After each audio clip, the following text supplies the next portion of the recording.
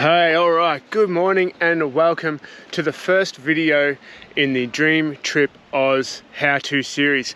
If this is your first time joining us and the first video you've watched, be sure to jump onto our YouTube channel and check out our series. We are a family of four travelling in an off-road, off-grid Jayco All-Terrain, doing the lap around Oz. We're almost 6 months in now and we've got heaps of videos on the channel and obviously heaps more to come.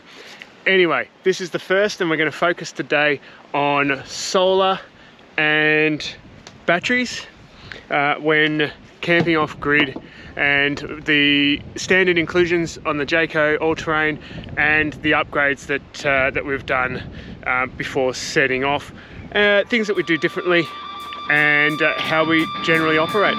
So stay tuned and we'll get straight into it.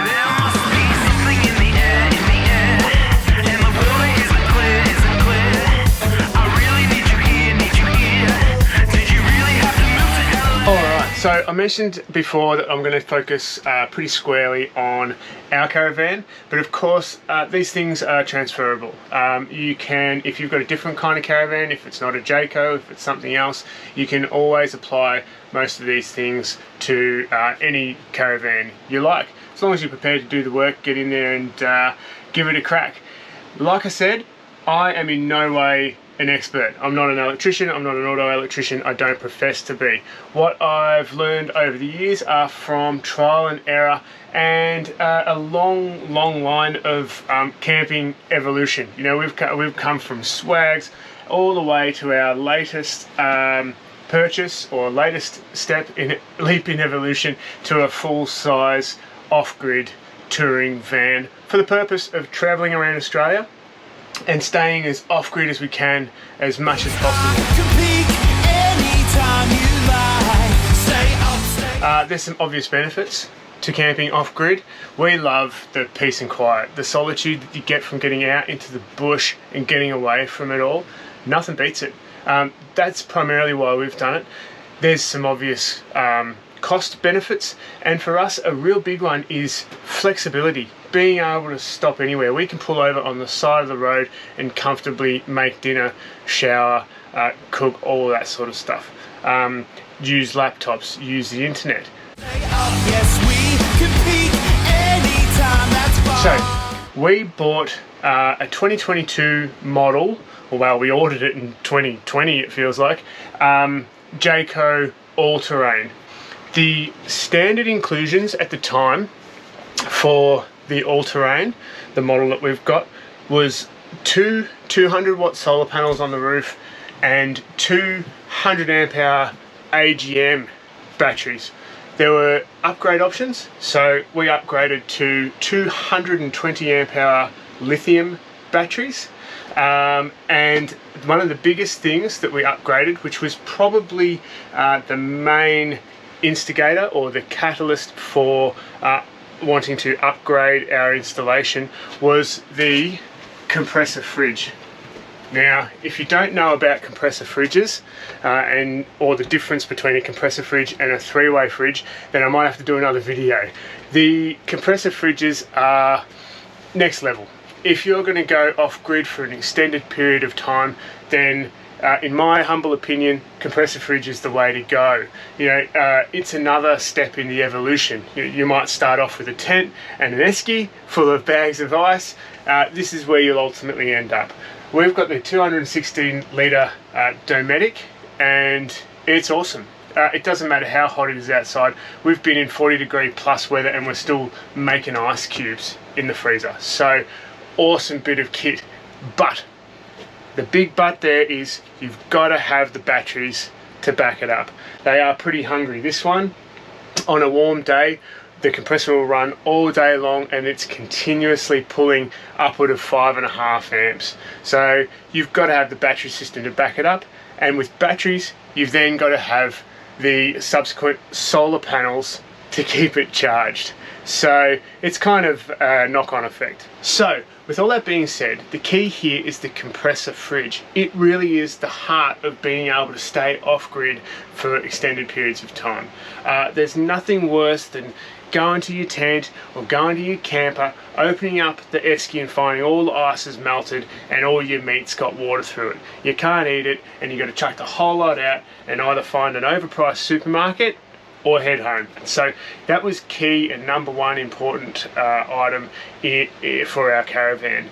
So to back it all up, we had to increase our battery capacity and our ability to charge those batteries beyond what the standard Jayco inclusions are, or even what Jayco offer as their upgrades. At the time, Jayco weren't offering any more than 2 solar panels and any more than 240 amp hours of lithium batteries. Anyway, for this next segment, I'll get you to come down here. I'm going to open up the couch. We've got the cafe style lounge, but if you've got the L-shaped lounge, it's not going to be too different, I'm sure. I'm going to move the table out of the way. I'm going to take the cushions off, and I might even unscrew the seat base so that you get a good view. We'll be right back.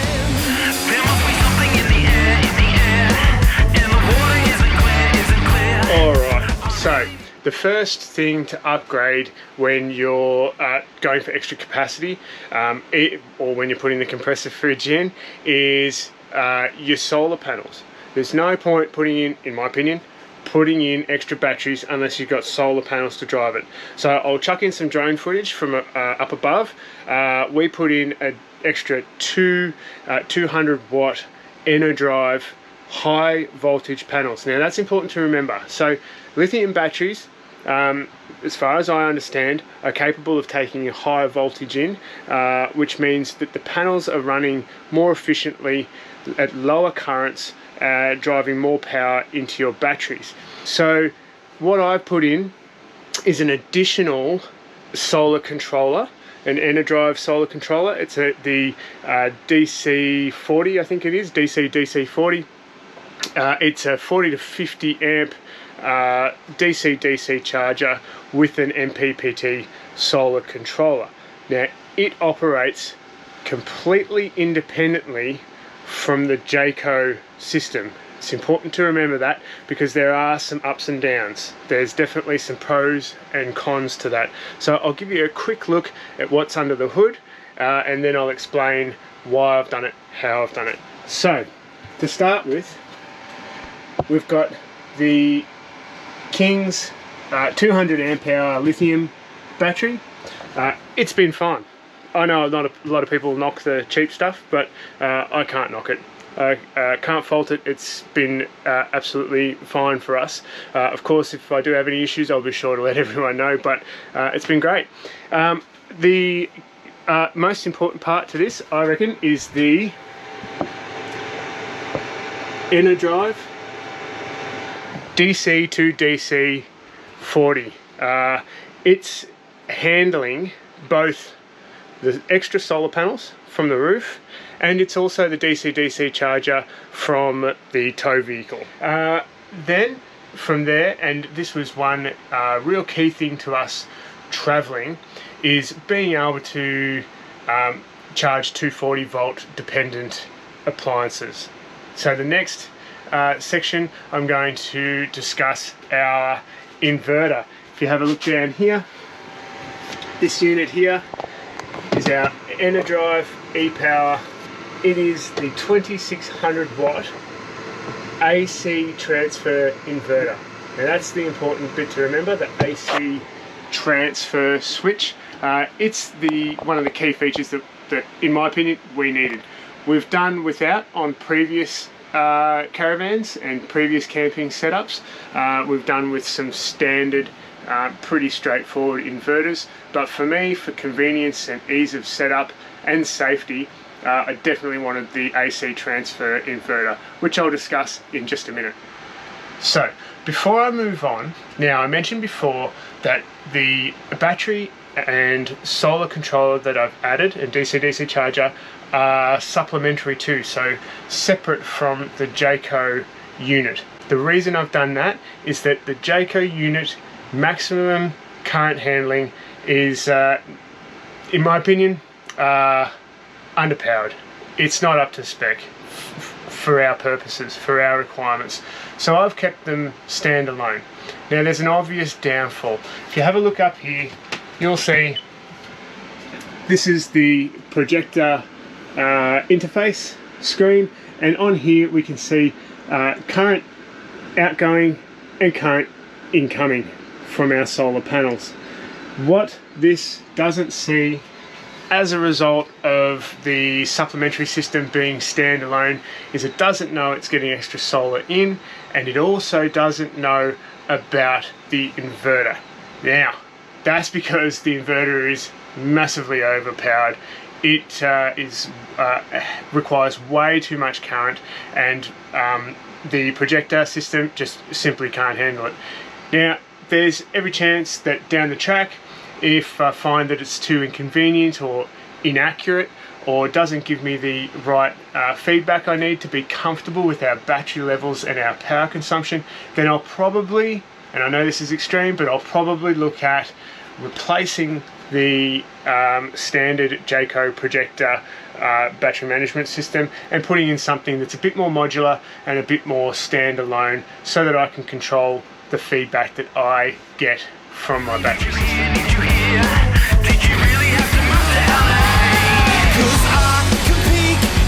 Cool, alright, so onto the 2600 watt AC Transfer Inverter. Now, so when you're at home or at a caravan park and you're plugged into power from outside, you've got your orange extension lead plugged into the plug on the outside of your van, that would typically power all of the outlets in your van, including the outlet behind your fridge, the outlet in underneath your seat that powers the charger. Now this is an AC charger that when plugged into power outside, it's going to charge the batteries in your caravan, and it also feeds the socket under your bed for your hot water.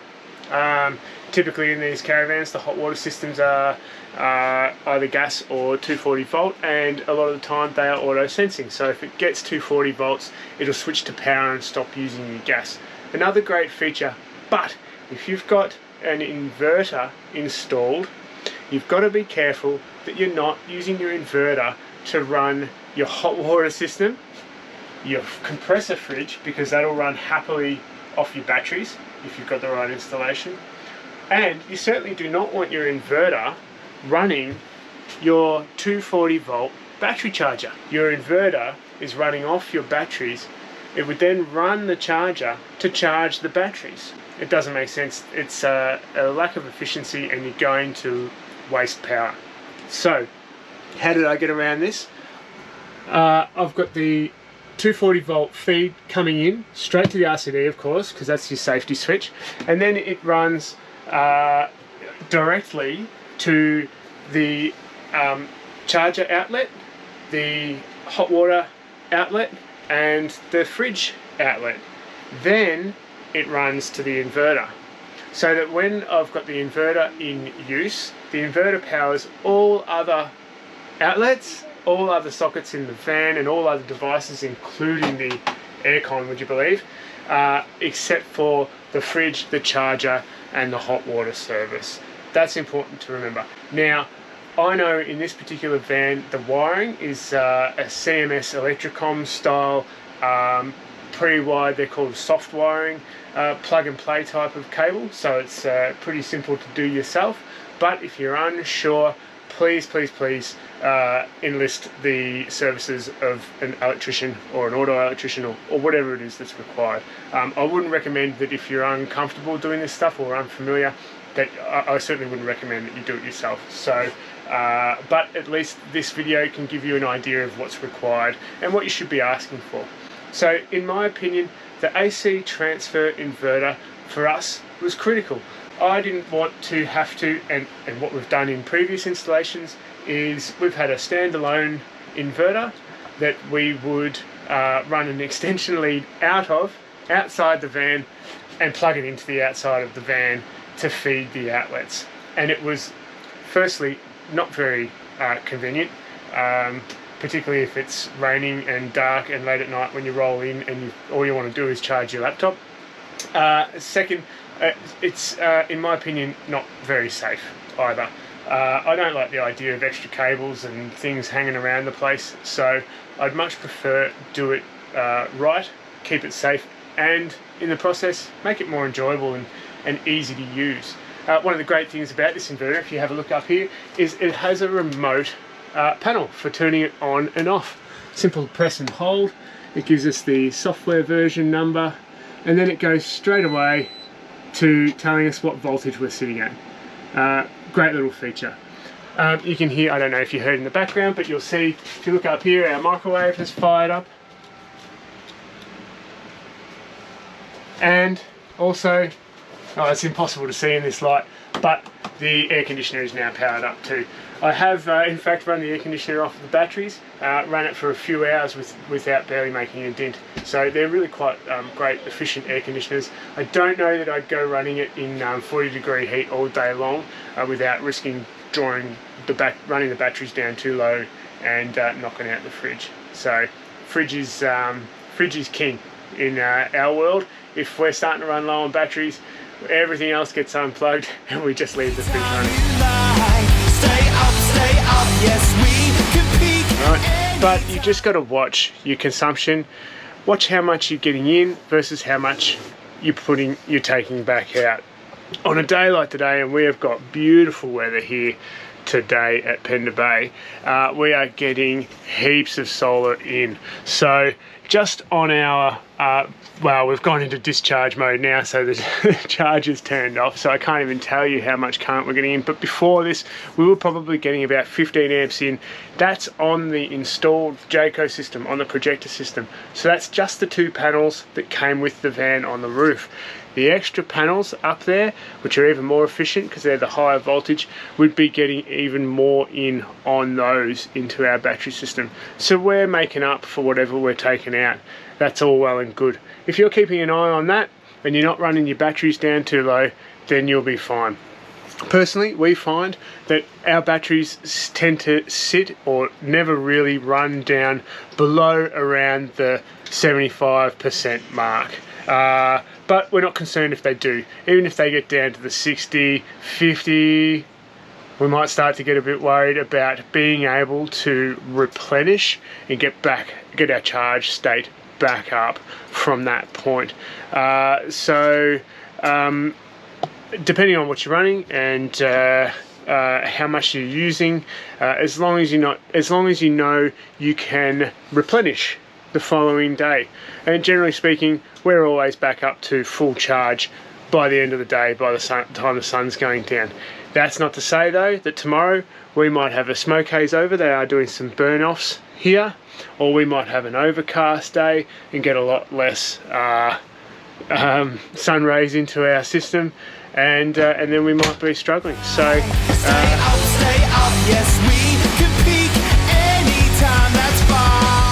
some things we do to reduce our power consumption or to help the solar system in general, we try to charge all of our devices during the day when the sun is up and when the sun is high. Charging stuff overnight is just going to pull charge out of your batteries when it can't be regenerated. We often find, and if I look at it now, we're at 97% and we're in discharge stage. So at the moment we're putting in more power than our batteries can handle. So at this stage it would be really beneficial for us if we've got flat phones, flat iPads, flat laptops, flat cameras to charge all of that stuff right now while the sun's nice and high and our batteries are chock-a-block. The other thing we do is we use gas as much as possible. We use a gas kettle on top of our stove and as little cooking as possible in the microwave. Another couple of quick tips that we've learned along the way, probably the hard way, is clean your solar panels. Get up there. If you've been down a dirt road or if it's been really windy, get up there and give them a clean. We use Windex, it works a treat.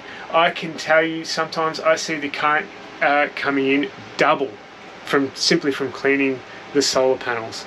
Another one that we found out the hard way, parking in shade. Now, as a camper, a long time camper, I value shade. You know, you see it when they advertise at the caravan parks, large shady sites. For us, that's a no-go.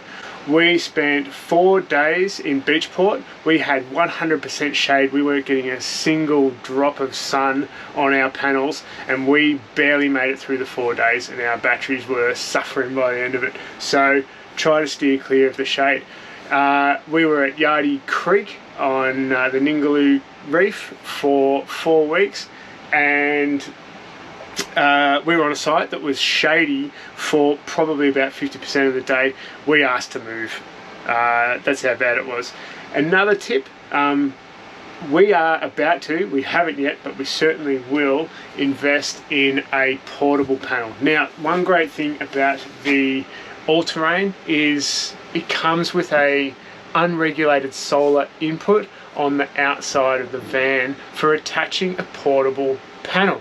What this means is if you're parked in shade, or, and what we've found lately, or if you've got a really low sun angle in winter time, first thing in the morning and late in the afternoon, you can position that panel right smack in the sun where you need it. Great, so that's about it. Like I said, if you've got any more questions or anything else that I can answer, or if you want to see something in more detail, or if I've missed something completely, let me know. Hit us up in the comments, and I can always just make another video. So stay tuned for, I'm going to try and get some more of these videos out now. I enjoyed making this one, so stay tuned. I'll probably do one on the car, because we also run a solar system and inverter in the car with an induction cooktop, which is another interesting one. I'll do some more talks on what we do about water, which for us is a really serious consideration, almost as serious, well, probably more serious than power.